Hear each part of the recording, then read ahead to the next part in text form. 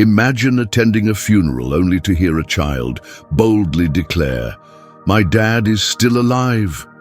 What if this wasn't just a fantasy, but the beginning of unraveling a shocking truth? Stay tuned to uncover the incredible story behind these haunting words. Don't forget to like this video, subscribe to the channel, and share your thoughts in the comments below.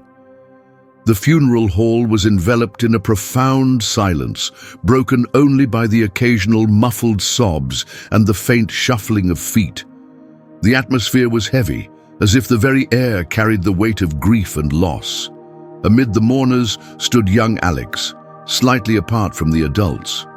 His small figure seemed tense, his expression unreadable, an unsettling mix of emotions far too complex for a child his age to articulate.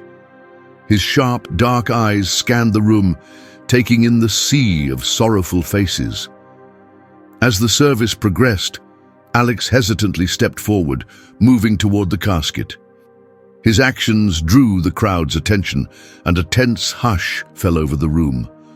All eyes turned to him, anticipating tears, confusion, or perhaps a display of innocent misunderstanding.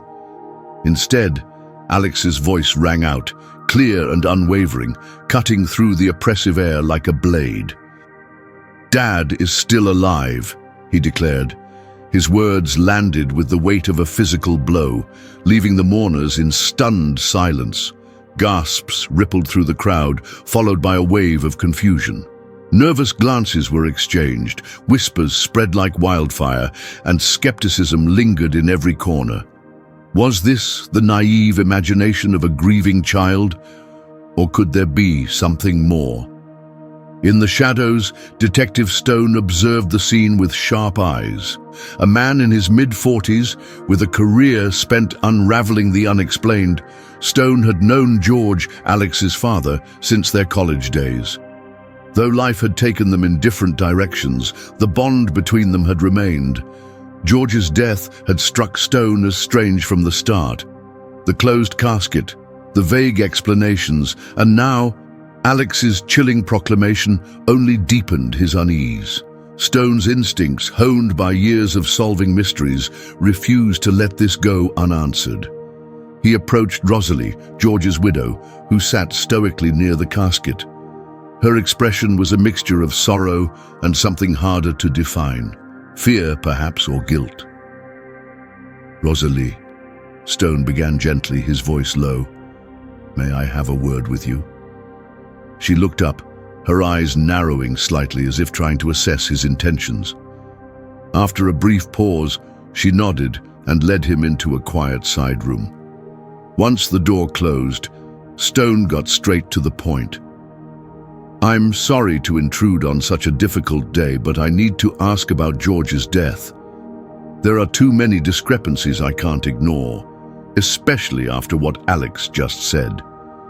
His words hung in the air, heavy with implication. Rosalie's posture stiffened, and her hands clenched tightly in her lap. "There's nothing to investigate," she said firmly. "George is gone. You need to respect that and let us grieve in peace." Her response only heightened Stone's suspicion.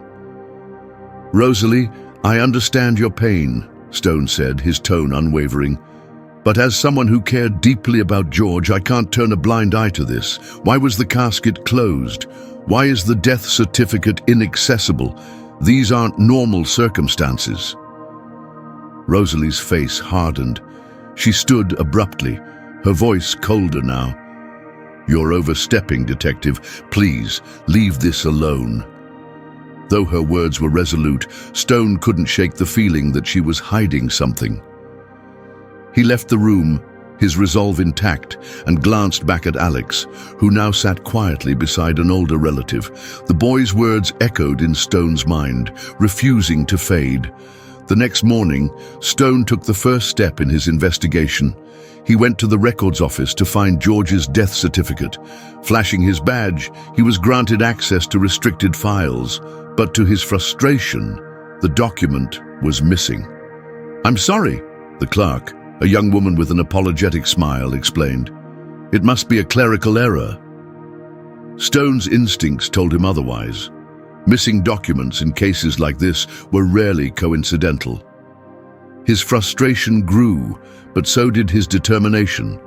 Something about George's death wasn't right, and Stone was prepared to do whatever it took to uncover the truth. This was only the beginning. Detective Stone parked his car a short distance from Rosalie's house, taking a moment to collect his thoughts before stepping out. The brisk morning air carried a quiet stillness, as if the world itself was holding its breath.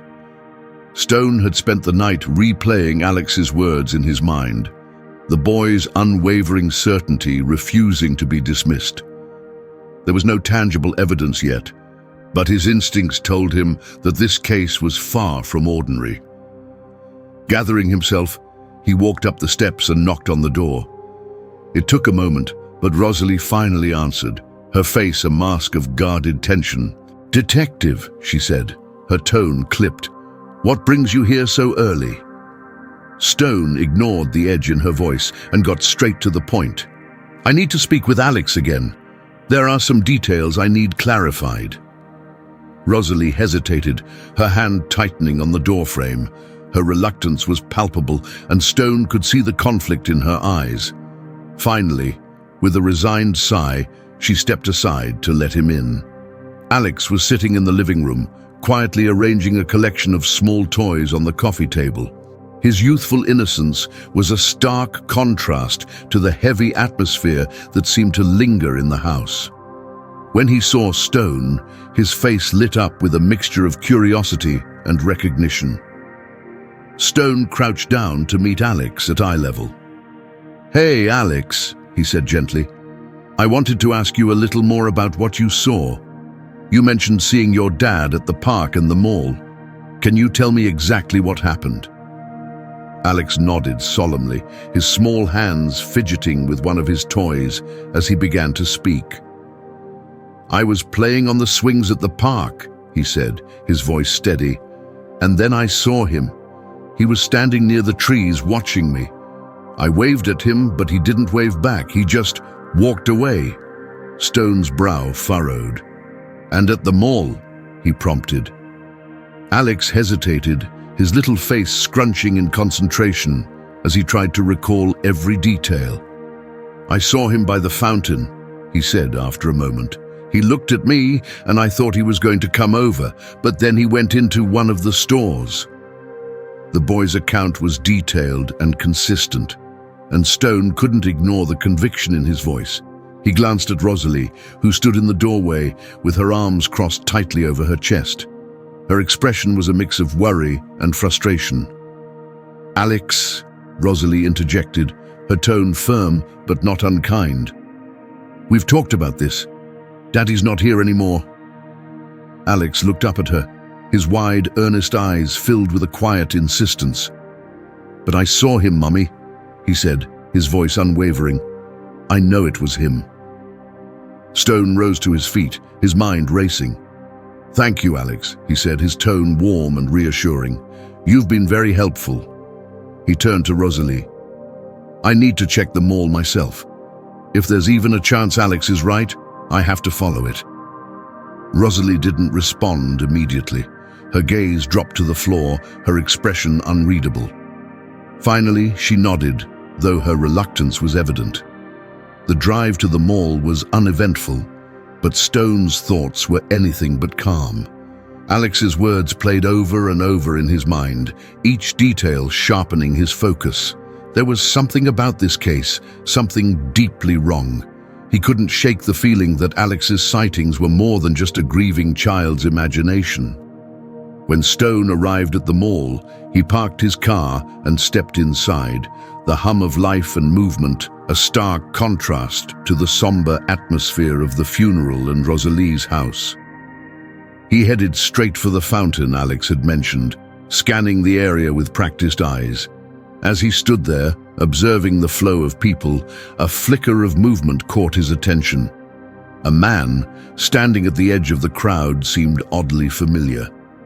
Stone's pulse quickened as he stepped closer, his heart pounding with a mix of hope and dread.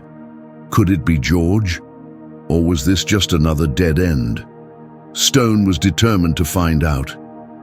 When Detective Stone arrived at the mall, he parked near the main entrance and made his way inside. The mall was bustling with activity, filled with the usual mix of shoppers, families, and the ambient chatter of a weekend crowd. Stone's trained eyes scanned the environment, looking for anything that stood out. He headed toward the fountain Alex had mentioned, his gaze sweeping over the surrounding area. At first, nothing seemed unusual, but then his attention was drawn to a man standing near one of the stores. The man was tall and broad-shouldered, his posture relaxed but alert. He wore a simple jacket and jeans, blending in effortlessly with the crowd. But it wasn't his appearance that caught Stone's attention. It was his walk. There was something familiar about the way he moved, a certain rhythm and confidence that tugged at Stone's memory. Stone's pulse quickened as he discreetly began to follow the man, keeping a safe distance to avoid drawing attention. The man moved through the mall with purpose, stopping briefly at a bookstore before heading to a coffee shop. Stone watched as he ordered a drink, his demeanor calm and composed. After a few minutes, the man left the coffee shop and began making his way toward the exit. Stone followed him outside, his curiosity growing with every step. The man walked to a nearby parking lot and got into a modest sedan. His actions were deliberate and precise. Stone quickly jotted down the license plate number before returning to his car to continue the pursuit. The drive was uneventful, the man taking a direct route to a quiet residential neighborhood on the outskirts of the city. Stone parked a few houses down and watched as the man entered a modest, well-kept home. He noted the address and sat in his car for a moment, processing what he had just witnessed. The man's movements were careful, almost too careful, as if he were trying to avoid drawing attention. It didn't align with someone who had nothing to hide. Stone's instincts told him he was on the right track, but he needed more. For now, he had a name, Carl, and a location. It wasn't much, but it was a start. Back at the precinct, Stone began digging into Carl's background.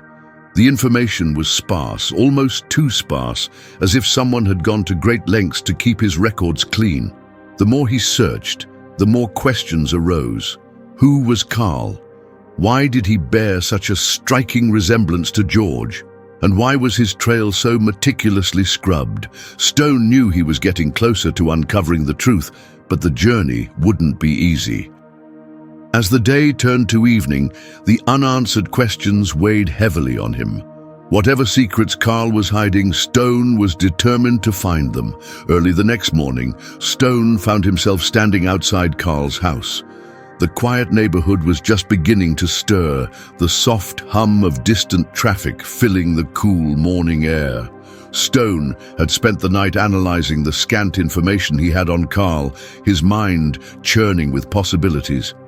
Now, as he stood before the modest home, he felt both anticipation and unease. Gathering his resolve, he knocked firmly on the door. A moment passed before the door opened, revealing Carl. His expression was a mixture of curiosity and weariness. "Detective," Carl said cautiously, "what brings you here?"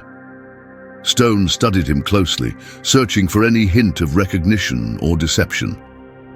"I need to ask you a few questions," he replied, holding up his badge. "It's about George."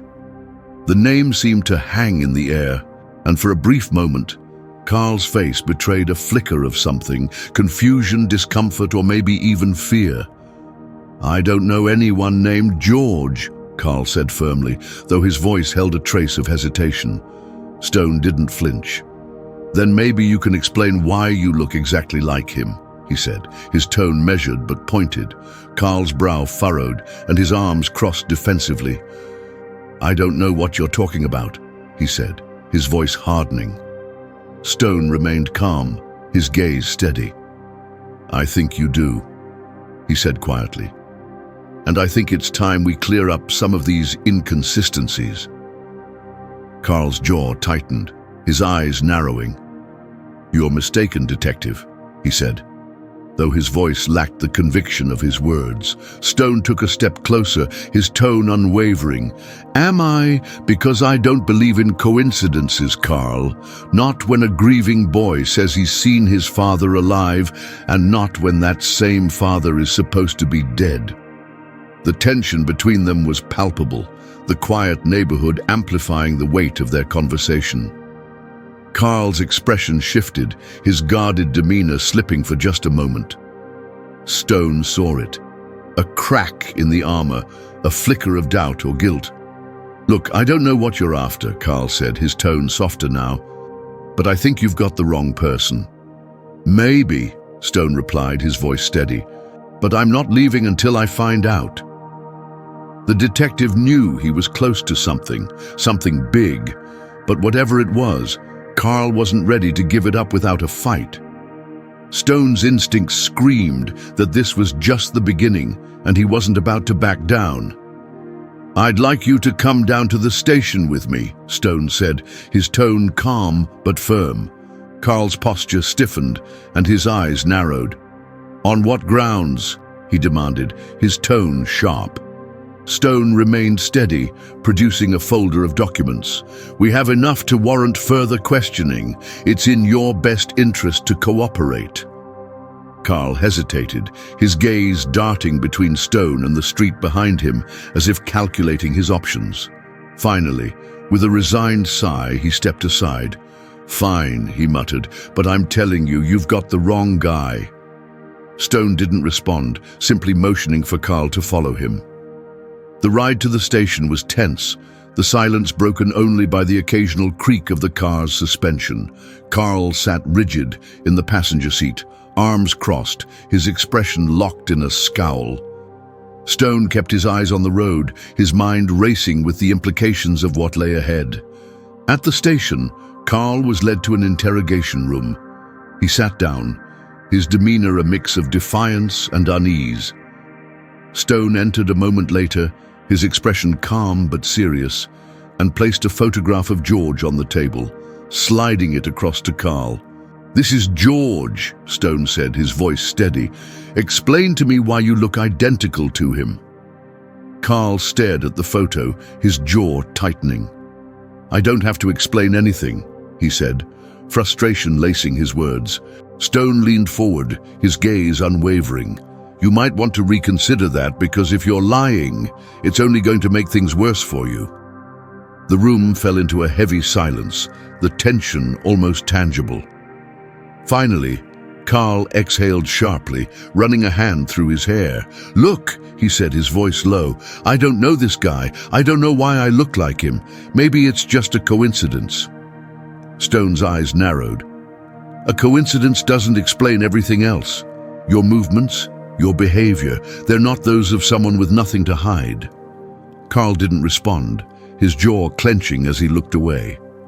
Seeing that he wasn't going to get a straight answer, Stone decided to take a different approach. We're going to run a DNA test, he said firmly. If you have nothing to hide, then you won't object. Carl's head snapped back to face him, his eyes flashing with anger. You can't just... he began. But Stone cut him off. I can, and I will. This is bigger than just you, Carl. If there's something you're not telling me, now's the time to come clean. Carl's shoulders slumped, and he seemed to deflate slightly. Fine, he muttered. Do your test. But I'm telling you, I don't know anything about this George guy. Stone didn't respond, signaling to a technician to collect the necessary samples. The process was quick and efficient, and soon Carl was escorted back to the holding area to await the results.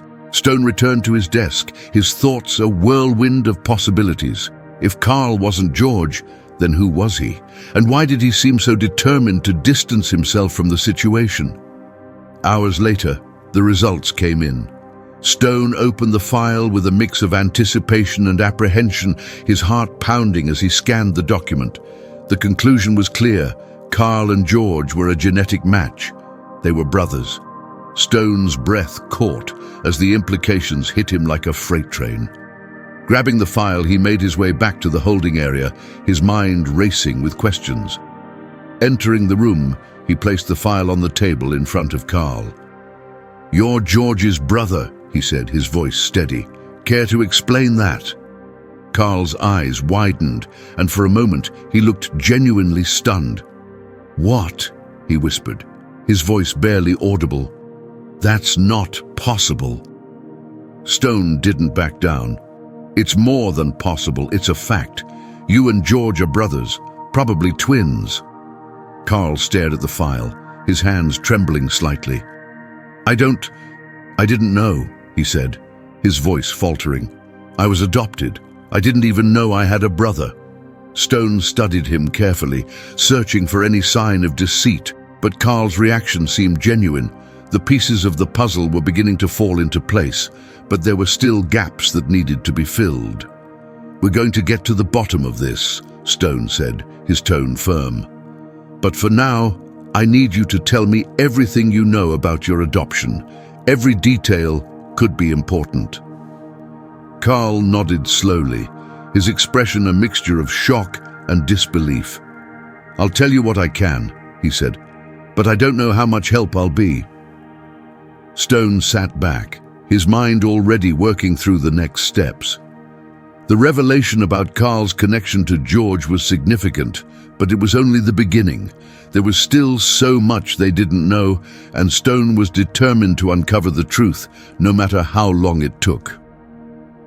The next morning, Stone stood outside Rosalie's house, clutching the DNA test results and a file containing his findings on Carl. The weight of the revelation from the previous day hung heavy over him, and he knew this conversation would not be easy. The quiet street was bathed in the soft light of dawn, but the stillness only heightened his sense of urgency. When Rosalie opened the door, her guarded expression immediately turned to one of concern upon seeing Stone's face. Without a word, she stepped aside to let him in. Seated at the kitchen table, Stone placed the file between them. Rosalie's hands trembled as she reached for it, her eyes scanning the pages. The color drained from her face as she read the results, confirming Carl as George's twin brother. "I don't understand," she whispered, her voice barely audible. "George never mentioned a brother." Stone leaned forward, his tone gentle but firm. "He might not have known. Carl said he was adopted and had no idea about George either, but this changes everything. We need to speak to Carl again, and I think it's important for Alex to be there too." Rosalie hesitated, her protective instincts flaring. "I don't want Alex dragged into this any more than he already is," she said, her voice shaking. Stone met her gaze, his own filled with determination.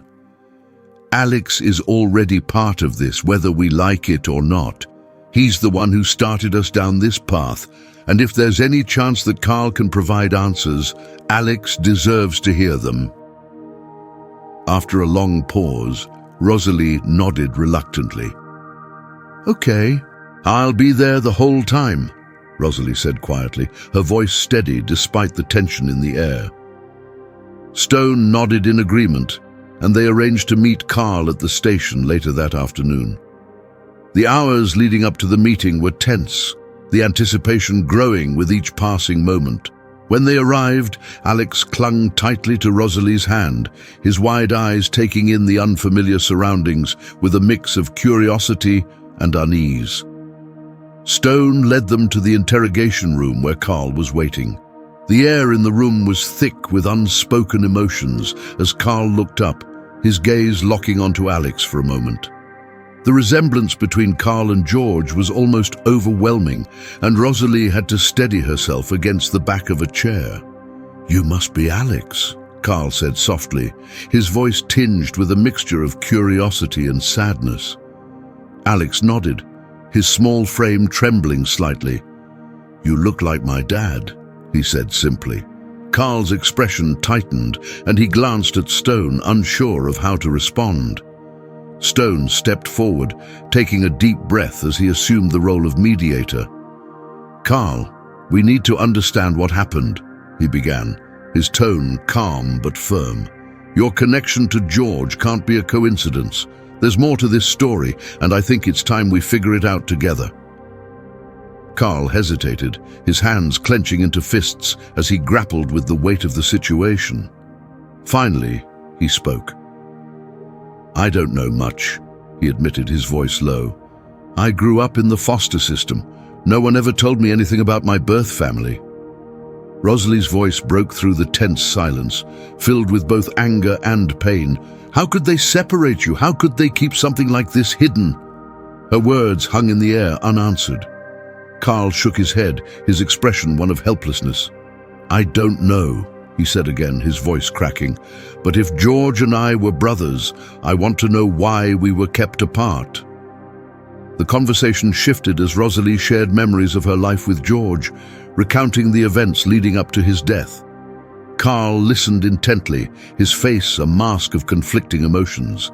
When Rosalie described the circumstances of the closed casket funeral, Stone noticed a flicker of something in Carl's eyes, recognition, or perhaps realization. Suddenly, Carl spoke up, his voice gaining strength. "There's one thing that doesn't make sense. If George's death was as straightforward as they claimed, why go to such lengths to hide the body? And why was the death certificate missing?" Stone nodded, his thoughts aligning with Carl's suspicions. "That's what I've been trying to figure out. The answer lies with whoever handled George's case. We need to trace the chain of custody, find out who had access to the records and the body." Rosalie's face paled at the suggestion, but she nodded, her resolve firm. "Do whatever you have to," she said, her voice steady, despite the tremor beneath it. As they left the station, Alex reached for Carl's hand, his small fingers wrapping around the older man's with surprising confidence. "Are you going to stay with us now?" he asked, his voice innocent and direct. Carl froze, his expression softening as he looked down at the boy. "I don't know," he said honestly, "but I'll do whatever I can to help you and your mom." That evening, Stone sat at his desk, piecing together the fragments of the case. The revelation about Carl and George's connection was monumental, but it raised more questions than it answered. Who had orchestrated their separation, and why? What secrets were buried alongside George? And most importantly, what did it all mean for the family he had left behind? As the clock ticked into the early hours of the morning, Stone knew one thing for certain. This was only the beginning.